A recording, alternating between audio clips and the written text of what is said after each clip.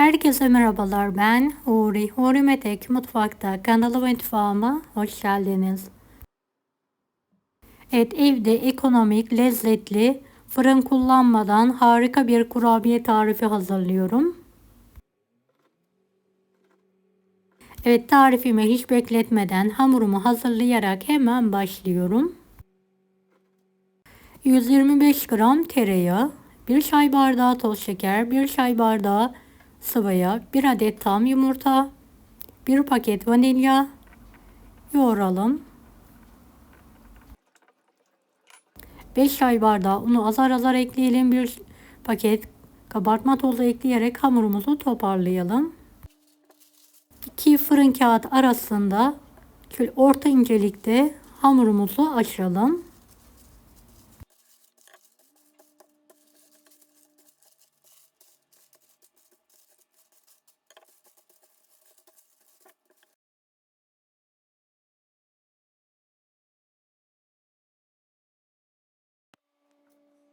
Su bardağı yardımıyla kurabiye hamurumu yuvarlak olacak şekilde kesiyorum.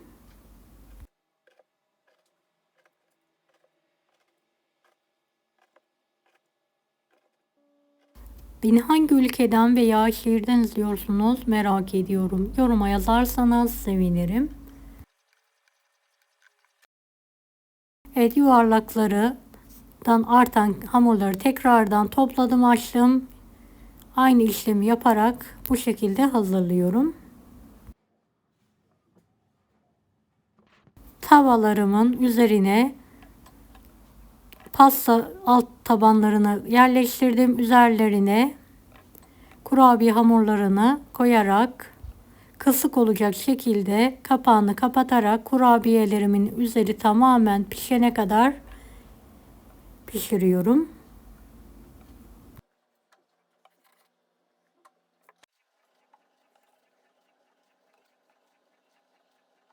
Böyle ağır ağır kısık ateşte pişirmeyi bırakalım.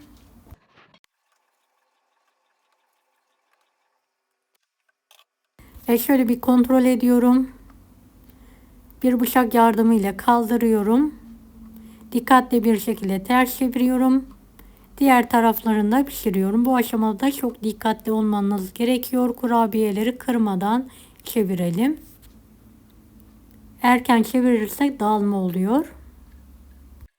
Evet, yapışmasını engellemek için şöyle küçük bir fırın kağıdı kullandım.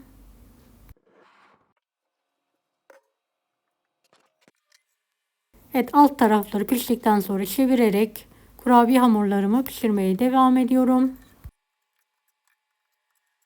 Tüm hamurlar aynı yöntemle tavada pişirdim. Evet, üzerini kaplamak için bitter ve sütlü çikolatayı ince olacak şekilde doğruyorum. Geniş bir kasenin içine alıyorum. Benmari usulü eritmeye bırakıyorum.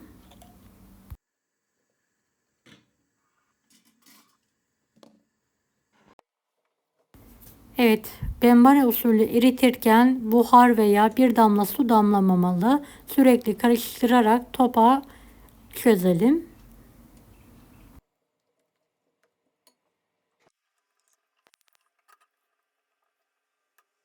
Evet, çikolatamı erittim. Hazır. Kurabiye hamurlarımı fırın kağıdının üzerine diziyorum.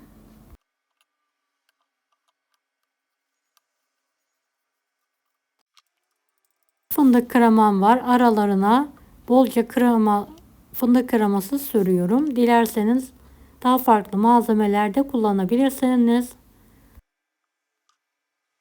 Antep fıstığı ezmesi, yer fıstığı ezmesi ya da beyaz çikolata, kahvaltılık çikolata da kullanabilirsiniz.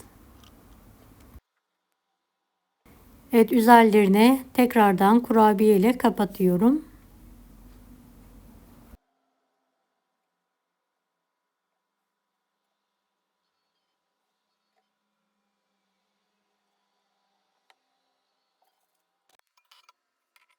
Evet, her tarafını gelecek şekilde kurabiyelerimi çikolataya buluyorum.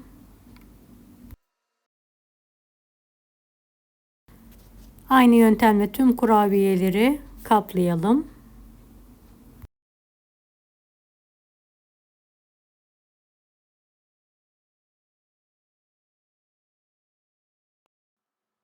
Üzeri donana kadar buzdolabının alt tarafında bekletelim. Evet, şöyle küçük bir poşete çikolata koydum. Üzerlerine şerit halinde sıkıyorum.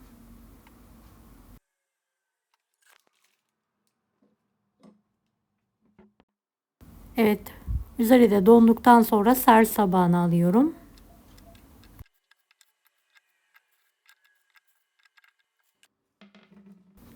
Evet, şöyle bir yakından göstermek istiyorum. Çok lezzetli, ev yapımı, harika oldu.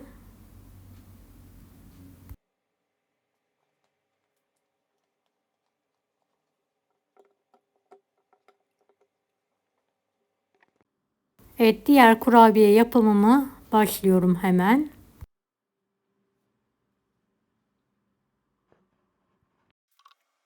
Tek kat kurabiye hamuruna fıstık kremasını bir poşete alarak üzerine bolca sıkıyorum.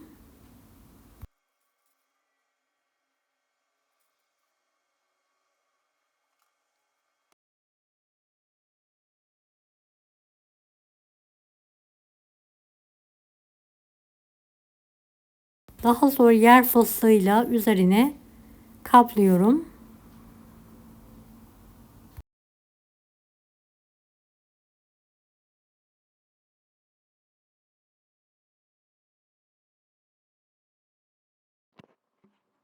Kalan çikolatayla da üzerlerine kaplama yapalım.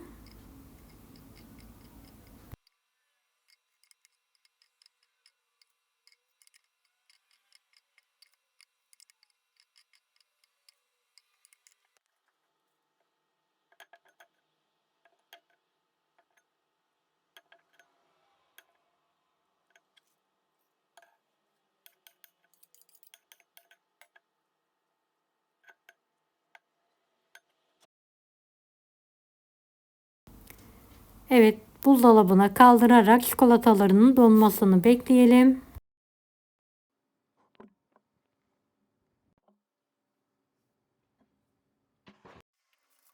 Evet, ikinci kurabiyemi de servise hazırlıyorum.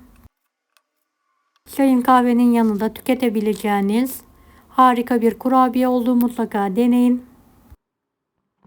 Deneyecek olan herkese şimdiden kolaylıklar dilerim. Allah'a emanet olun. Hoşça kalın.